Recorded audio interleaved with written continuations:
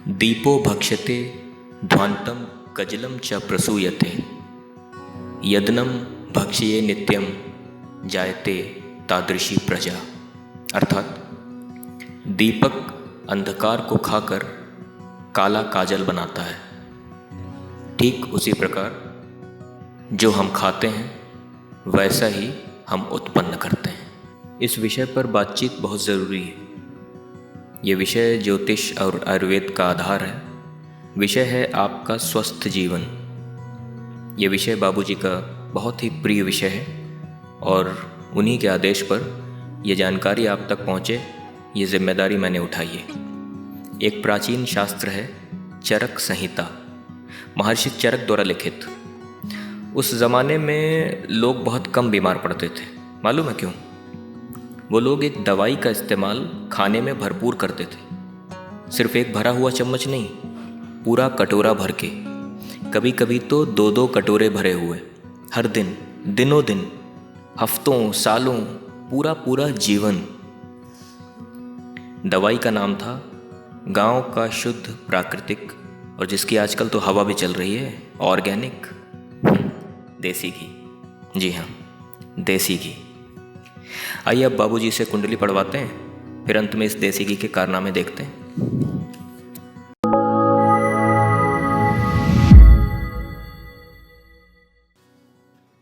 ये कुंडली एक सिंगर थे बॉलीवुड के, बहुत ही बड़े सिंगर थे, के।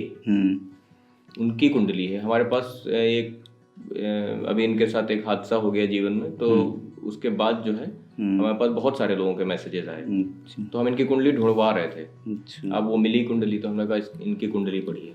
तो कृष्ण कुमार कुन्नाथ इनका असली नाम है। कुन्नाथ है, हाँ, लेकिन इनको पूरी दुनिया के नाम से जानती है। ये बॉलीवुड के सिंगर। हाँ, बहुत बड़े सिंगर थे बॉलीवुड के। हाँ, तो के की जन्म कुंडली है तुला लग्न की और कर्क राशि की। तो पहले आयु की गणना कर लेते हैं। तो लग्नेश शुक्र स्थिर में है, अष्टमेश का शुक्र स्थिर में है, अल्पायु हो गई, है ना। लग्न चर में है, चंद्रमा चर में है, दीर्घायु हो गई। शनि चर में है, चंद्रमा चर में है, दीर्घायु हो गई। ठीक है, अच्छा, ये तो स्थिति हो गई। तो अगर इसको ध्यान से देखो, इनकी डेथ हो चुकी। हाँ, मध्य आयु में डेथ हुई। हाँ, लेकिन ये जन्म कुंडली दिखाती है कि ये दीर्घायु की है। दो तरीके से दीर्घायु आ रही, दो तरह से दीर्घायु आ रही ना। ये लग्नेश चर में, अरे लग्नेश शुक्र स्थिर में, अष्टमेश का शुक्र स्थिर में, ये तो अल्पायु हो गई। लग्न चर में, चंद्रमा चर में, इसका मतलब है कि दीर्घायु हो गई, है ना। शनि चर में, चंद्रमा चर में, दीर्घायु हो गई।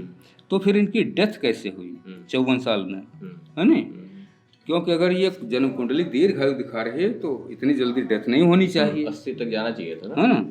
तो इसका मतलब है कि कहीं कोई और समस्या है।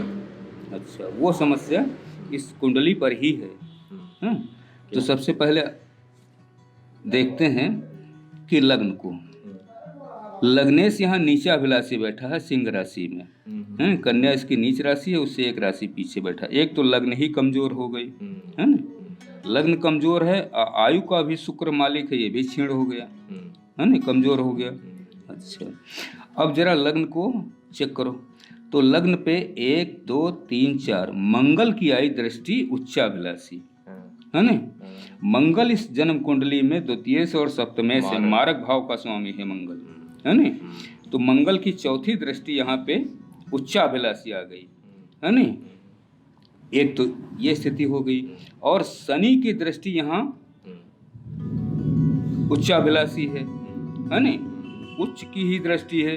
शनि के नीच का बैठा 7वें घर में, तो शनि मंगल का यहाँ पे हो गया कॉम्बिनेशन। ठीक है, शनि इनके चौथे घर का मालिक है। इस चौथे घर को ध्यान से देखो तो मंगल की यहाँ उच्च की दृष्टि आ रही है, ठीक है ना। और शनि को देखो तो शनि की 1 2 3 तीसरी दृष्टि भाग्य भाव पे गई, 7वीं दृष्टि गई यहाँ पे, और 10वीं दृष्टि शनि की अपने घर पे आ गई यहाँ पे। तो चौथे घर में शनि मंगल का कॉम्बिनेशन बन गया, लग्न पे शनि मंगल का कॉम्बिनेशन बन गया, ठीक है ना। लग्न ऑलरेडी कमजोर है, ठीक। तुला लग्न में मंगल मारक है, ठीक है। शनि भले ही राजयोग कारक हो, इसीलिए 54 साल की इनकी आयु चल गई, है ना।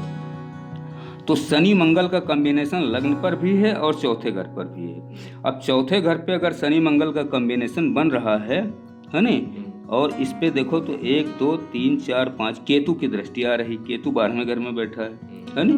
सीधी सीधी बात बताता है कि हार्ट में कोई परेशानी है नी, हृदय रोग या हार्ट अटैक, हृदयाघात के कारण मृत्यु। हार्ट अटैक ही हुआ था, है ना। इनकी एक कोई कॉन्सर्ट चल रहा था, हाँ, उसी दौरान इनको हार्ट अटैक हुआ। तो अच्छा, ये हृदय रोग कैसे इस पे ये किए, ये जरा समझाइए। हाँ, हृदय रोग इसलिए निकला, बढ़िया चीज, कि चौथे घर का मालिक शनि नीच का पड़ा हुआ है, मारक भाव में। चौथा भाव हृदय का भाव है, हृदय का भाव है, ठीक है। तो अब इसका मालिक 7वें घर में मारक भाव है, ये है नी, मार्केश का भाव है। यहाँ पे अगर नीच का बैठा है, इसका मतलब है कि हृदय कमजोर इनका जन्मजात था, ठीक है। और मंगल की यहाँ उच्च दृष्टि आ रही, मंगल भी मार्केश के भाव का कारक है।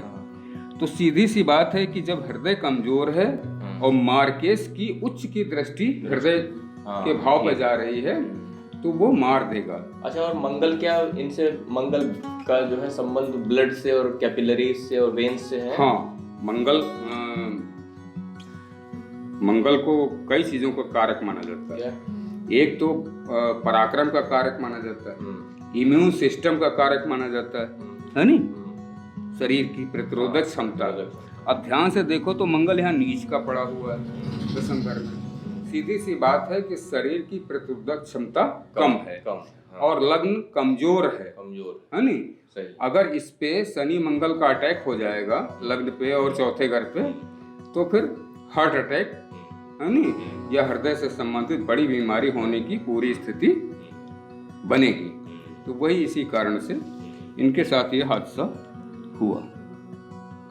अच्छा, देखिए ये सब कुंडलियां पहले हम लोग के पास नहीं आई। हाँ, नहीं तो और अगर देखो ध्यान से देखो तो इस शनि मंगल का पंचमें शनि है ना, सप्तमें मंगल है। अब ये मंगल यहाँ नीच का पड़ा हुआ है, तो इसका मतलब है कि और राहु, ये मंगल राहु से 1 2 3 4 5 राहु से भी ये मंगल दृष्ट है, ठीक है ना। तो कुल मिलाकर के है ना, पत्नी भाव भी खराब करेगा। पत्नी के घर में नीच का शनि पड़ा हुआ है, अच्छा है ना। पत्नी को भी अगर विवाह हो गया होगा इनका, हाँ, शादी ब्याह हो गई, तो शारीरिक अस्वस्थता है ना, शरीर से कष्ट पत्नी को रहेगा, है ना। अरे अब एक्सपायर हो गए तो अब तो मानसिक कष्ट। हाँ, वो तो मानसिक कष्ट एक अलग बात है, लेकिन वैसे भी ये समस्या इनके साथ है। तो राजयोग अगर देखो है ना, तो लग्ने शुक्र यहाँ कोई राजयोग नहीं देगा। पंचमेश का शनि 7वें घर में नीच का पड़ा हुआ, एक राजयोग तो बनाएगा भले ही कमजोर हो, है ना। भाग्येश बुध लाभ भाव में बैठा, कोई राजयोग नहीं। यानी कि कुल मिलाकर के अगर इस जन्म कुंडली को देखो और 10वें घर में चंद्रमा शुक्र ही बैठा, लेकिन यहाँ ये मंगल इस चंद्रमा को कमजोर करेगा, है ना, क्योंकि मंगल यहाँ नीच का आ गया। तो कुल मिलाकर के अगर देखो तो कोई बढ़िया अच्छा राजयोग भी नहीं है ना। एक यही पंचमेश शनि 7वें घर में बैठा है, ठीक है। एक यही एक राजयोग यहाँ पे दिखता है बस। ये तो बात आप सही कही। अच्छा, ये सिंगर कैसे बने? अब सिंगर इसलिए बने कि इनका सेकंड हाउस का मालिक मंगल 10वें घर में आ गया, दशमेश के साथ, है ना। और राहु की सेकंड हाउस पे दृष्टि है, वृश्चिक राशि पे, है ना, वाणी के कारक पर, है ना। तो अब वाणी का कारक पर अगर राहु की दृष्टि जाएगी तो आदमी गायक हो जाएगा, ठीक है। तो इसलिए गायक वो हो गए। बॉलीवुड से इनका संबंध किस लिए बना कि बुध शुक्र इकट्ठे बैठे हैं, तो अच्छा, इनका क्षेत्र जो निर्धारित हुआ गायकी का, वो फिल्मों का हुआ। बस इतनी सी कहानी है जन्म कुंडली। अच्छा, इसमें जैसे मंगल नीच में है तो ये नीच भंग चंद्रमा नहीं करेगा ना? नहीं, चंद्रमा नीच भंग नहीं करेगा। ये तभी नीच भंग करता है जब चंद्रमा केंद्र में उच्च में हो। उच्च में हो तो वो तो हम पहले भी बताए। हाँ, पहले नहीं, हम इस वजह से बार बार क्लियर कर देते हैं ताकि जो है। तो अब ये लग्न थी कमजोर, लग्नेश कमजोर है, पंचमेश कमजोर है ना, पंचमेश कमजोर है हाँ, ना, बहुत सारे ग्रह कमजोर हैं। और भाग्येश भी, बुध भी कमजोर है। हाँ, वो भी नीचे तो मिला कुल मिलाकर के इनके साथ हादसा तो होना ही। और ये हम निश्चित आपको है। बताएं, ये पिछले 10-15 साल से तो तनाव में चल रहे थे। हाँ, तो वो इस चंद्रमंगल के कारण। और बस एक यही राजयोग एक दिखता है कि पंचमेश 7वें घर में है शनि, और दशमेश 10म घर में बैठा है। और ये चंद्रमंगल की वजह से इनके पास पैसा बस बचेगा। चंद्रमंगल की वजह से पैसा हो गया, क्योंकि पैसा हो गया। चंद्रमंगल हाँ। धनवान बनाता है। हाँ। तो ये इस तरह की स्थिति है। बाकी अब इनकी डेथ हो गई हाँ, इसमें। इसमें कोई पढ़ने का हमारे हिसाब से भी, ये तो हमने इस वजह से वीडियो बना ठीक ली है। कि एक ट्रिब्यूट जैसे हो जाता है। हाँ ठीक है, वो तो बढ़िया चीज सिंगर है थे, कि कम से कम पता तो चले। है ना। तो लोग- अब अगर देखो तो पाराशर के नियमों में ये चीज वो सिद्ध भी हो गई क्या? कि पाराशर ने अपनी होरा शास्त्र में लिखा है कि जन्म कुंडली पर ये कंप्लीट दीर्घायु दिखे, हाँ, आयु की गणना कर ले, हाँ, हाँ, है नी, तो भी आप, हाँ, हाँ, दीर्घायु नहीं होगी, है नी, हाँ, बिल्कुल सही। कोई गारंटी नहीं है गारंटी नहीं कि वो दीर्घायु हुई होगी, ठीक है नी। हाँ। और अगर अल्पायु दिखती है तो भी कोई गारंटी तो भी गारंटी नहीं है कि वो अल्पायु ही है। वो सही बात है। आपने जितनी भी इस तो चैन- उन्होंने लिखा है कि फिर आयु का क्या किया जाए, तो उन्होंने बताया हाँ, कि आप सारी गणना कर लीजिए, है ना, एक मोटा अनुमान लगा लीजिए, मान- है ना। हाँ, वो इस कारण से कि आयु की गणना के बाद ही अगर उसमें आयु है मध्यायु, है ना, या दीर्घायु, तब तो उसमें भाग्य और पुत्र और स्त्री और सारी गणनाएं होंगी, नहीं तो व्यर्थ है अगर अल्पायु की जन्म कुंडली है। सही है। तो उन्होंने कहा कि इसलिए आयु की गणना की जाती है। बाकी आयु के जो है स्थिति वो परमात्मा के अधीन है, उसमें मनुष्य का कोई अधिकार नहीं बनता, है नी। तो वो ईश्वर दीर्घायु को मतलब अगर अल्पायु में बदल देते हैं, अल्पायु को दीर्घायु में बदल देते हैं। मतलब पराशर का मत ये है कि अगर कुंडली पे आयु का कैलकुलेशन कुछ भी आ रहा हो, हाँ। आप उसको निश्चित न जाए। नहीं, निश्चित मत मानिए, क्योंकि ये विधा जो है, यह विधान ये ईश्वर के अधीन है। सही, ठीक है। ठीक, तो ये चीज़ ठीक है फिर। तो इस तरह से के की है जन्म कुंडली। ठीक है। चरक संहिता में महर्षि चरक कहते हैं, यदि आप चाहते हैं आपका स्वास्थ्य संतुलित रहे तो केवल असली प्राकृतिक देसी घी का ही सेवन करें।